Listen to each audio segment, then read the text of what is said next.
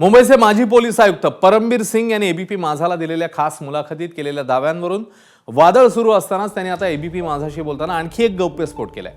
सध्याचे मुख्यमंत्री एकनाथ शिंदे यांनाही मविया काळामध्ये एका प्रकरणात अटकेचे आदेश देण्यात आले होते असा खळबळजनक दावा आता परमबीर सिंग यांनी केलाय।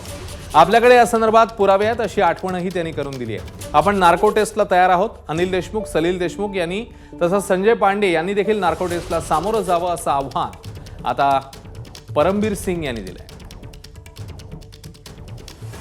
संजय पांडे से प्रेशर था, श्री अनिल देशमुख से, श्री शरद पवार से और श्री उद्धव ठाकरे से कि उस केस में मुझे और श्री देवेंद्र फडणवीस तत्कालीन जो लीडर ऑफ ऑपोजिशन थे उनको इसमें घसीटा जाए, हमारा नाम घसीटा जाए।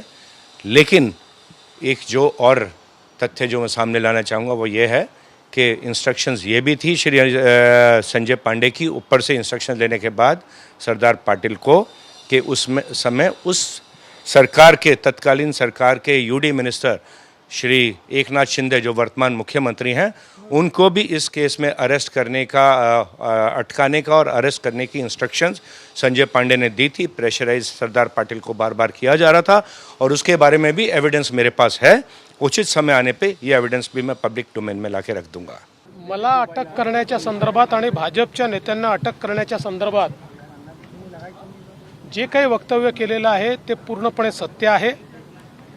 याचा सगळा प्रयत्न झाला। त्यांनी तर एकच इन्सिडेंट सांगितला, असे 4 इन्सिडेंसेस आहेत की ज्याच्यामध्ये खोट्या केसेस करून मला कशी अटक करता येईल याचं षडयंत्र झालं। परंतु हे सगळे षडयंत्र त्यावेळी आम्ही त्याचा पर्दाफाश करू शकलो।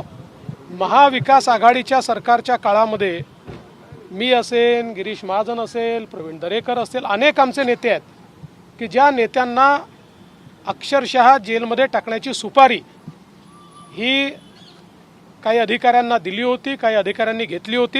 हे बघा, परमबीर सिंग आरोपी आहे, मला त्याच्यावर काय बोलायचं नाही आणि त्याच्यावर कोणी बोलू नये। फार गांभीर्याने घ्यायची गरज नाही या विषयावर आणि तुम्ही गांभीर्याने घेऊ नका। देवेंद्र फडणवीस आणि त्यांचे पोपट सगळे लहान मोठे हे आता निवडणुका आहेत बरं का, त्यांना काहीतरी मिरच्या आणि पेरू खायला घालतील आणि पोपटपंची करून घेतील। आम्हाला त्याच्यावर बोलायचंच नाही आहे, हा विषय संपलेला आहे आमच्यासाठी।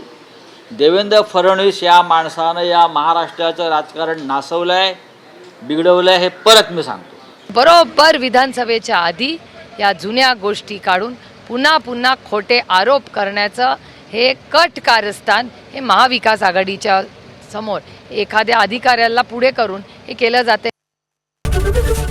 एबीपी माझा, उघडा डोळे बघा नीट।